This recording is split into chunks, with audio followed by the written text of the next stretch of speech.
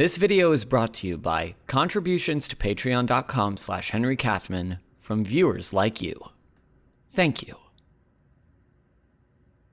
Welcome to the Games Tribunal, the only game review show that can objectively tell you how perfect your favorite video games are. Will our host Henry Kathman declare this game a bona fide classic, or condemn it to the most gut-wrenching, gruesome, nightmarish fate a game could receive?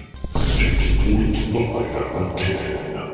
Buckle in, gamers, cause the court is in session.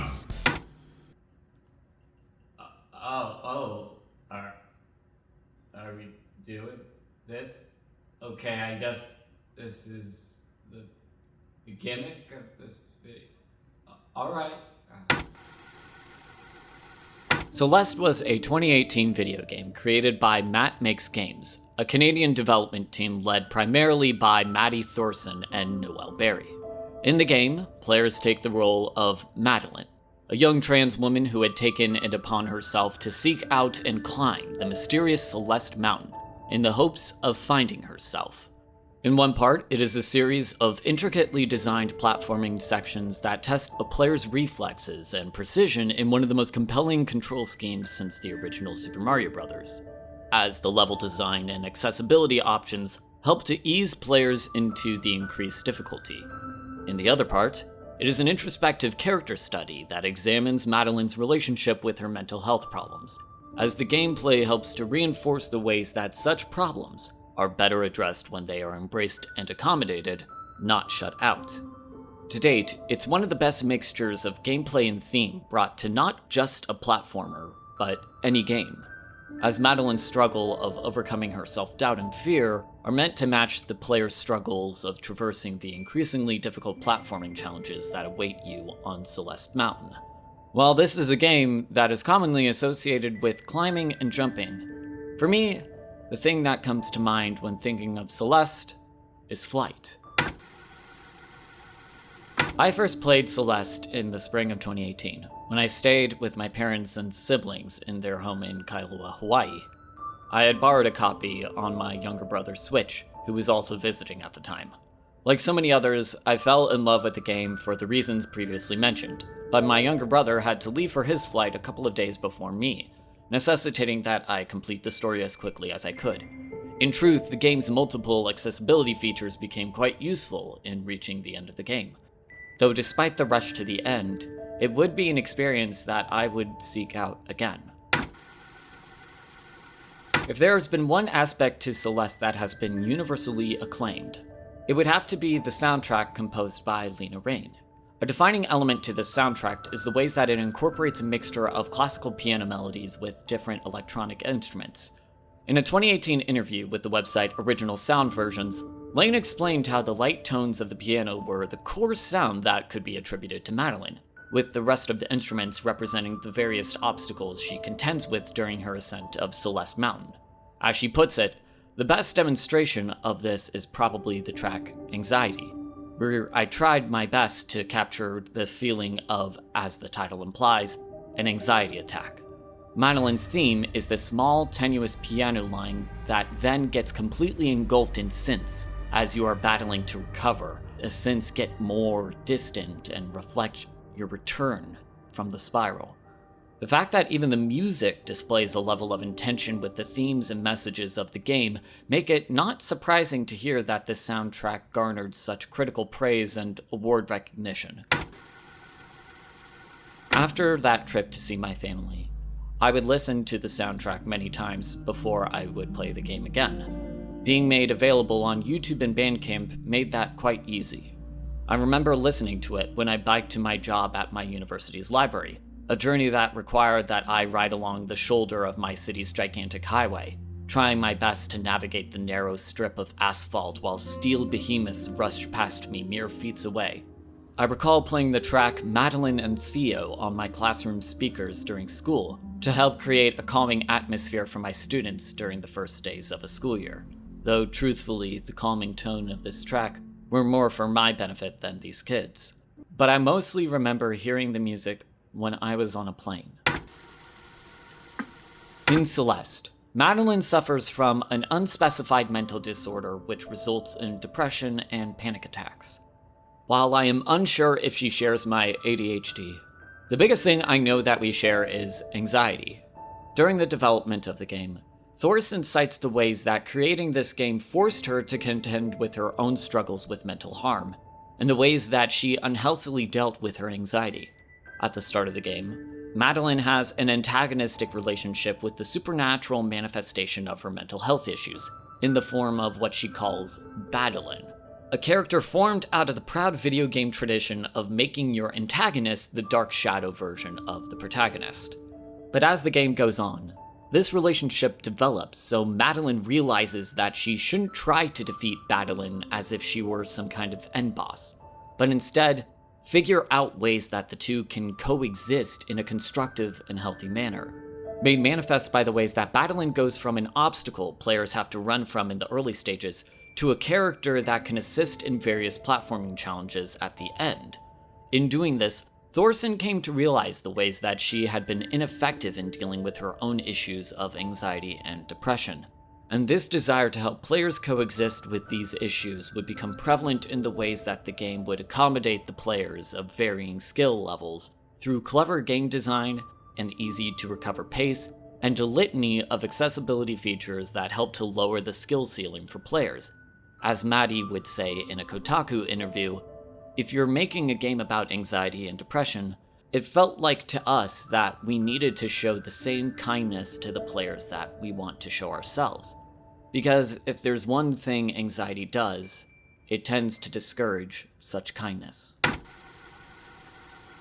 One of the biggest places where my anxiety flares up is when I'm flying.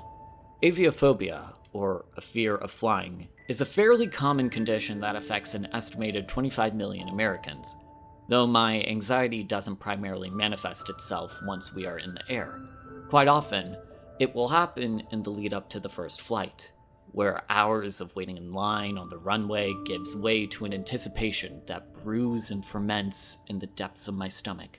It is a cocktail made with 3 varieties of worst-case scenarios, an ounce of fatigue, a splash of guilt over the carbon output of air travel, all strained through a filter of logic that tries to block these fears, yet is never able to stop this liquid from being served in a thin chalice that feels as though it must be kept perfectly still, lest my contents be unceremoniously dumped in those seats near me.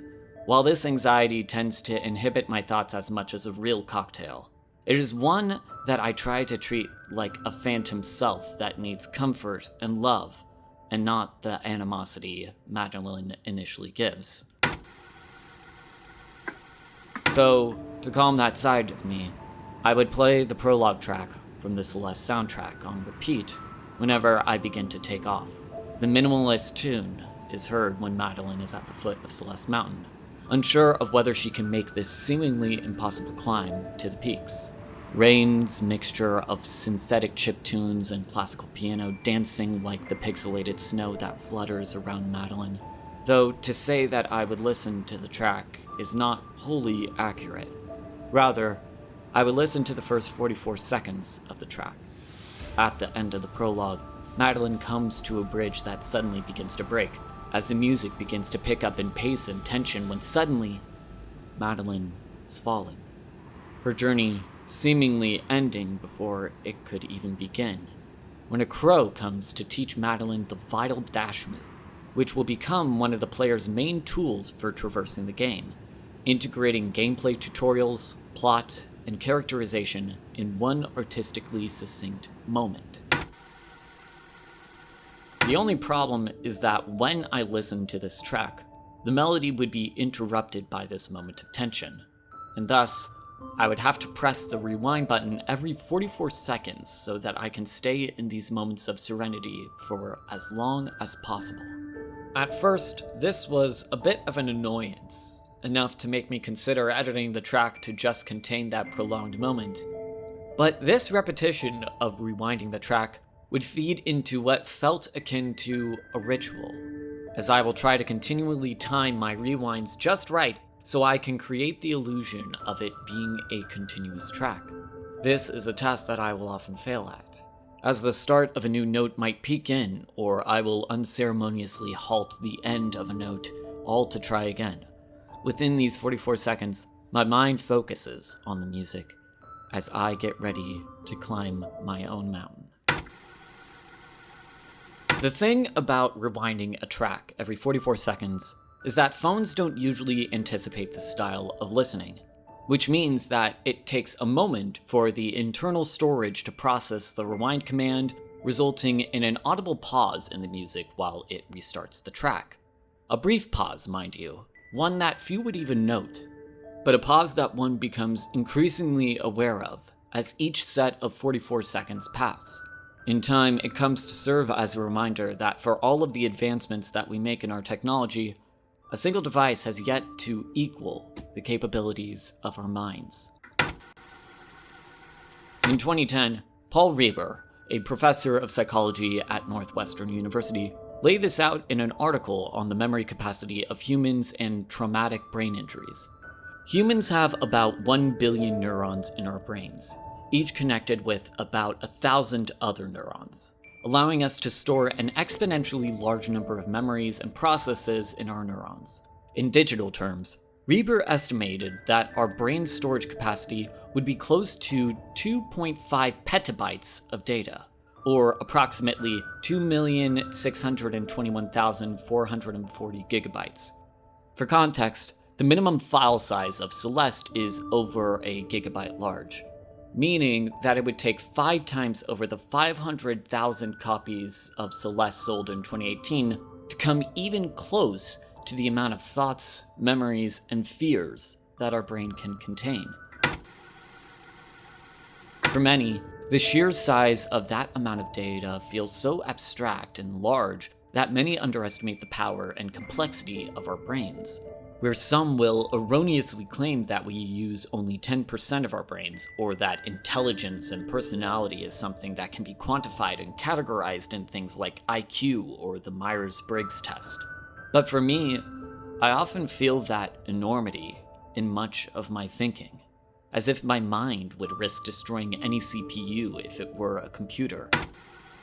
Even as I read this script out loud, I can feel myself feeling like a neuron experiencing the thousands of connections in my thoughts, trying to process and direct all of these different ideas into something understandable and substantive, instead of a meaningless ramble to add to the estimated 12,000 petabytes that comprise the entirety of the internet. All of that chaos, joy, pain, and connection brought about in this digital world, and it isn't even able to match the brain power of 500 people. In rewinding this track every 44 seconds, my mind spirals and churns as I ruminate on these many thoughts and fears. I think of my love for my family. I think of the fears for a world that is so connected yet isolated. And I think of the ways that I contribute to that world alongside the psychologists, game developers, composers, and mountain climbers. I know that I am lucky and privileged in so many ways, as the climb for so many others has been filled with difficulties and challenges that I will never be able to fully understand. For all the capacity found in our minds, the best we can do is provide a facsimile of our true thoughts and feelings in a presentable enough manner that others can relate to it in their own thoughts and feelings. Perhaps that is why we create art. To break through the overwhelming mass of thought, to provide a moment of clarity and direction. And in spite of their many shortcomings, part of the reason why I love video games as an art form is the ways that they can encourage that same clarity by systemically getting players to empathize with the experiences of others. When looking through the response to games like Celeste, I see that people are willing to look at this art outside of what some call objectivity, and see the ways that such a game can connect to the different experiences of life. Because for all the anxieties and fears that the world can cause, once you learn to loosen its control, that's when you can take your first steps to the best things life has to offer. I give Celeste a 7.8 out of 10.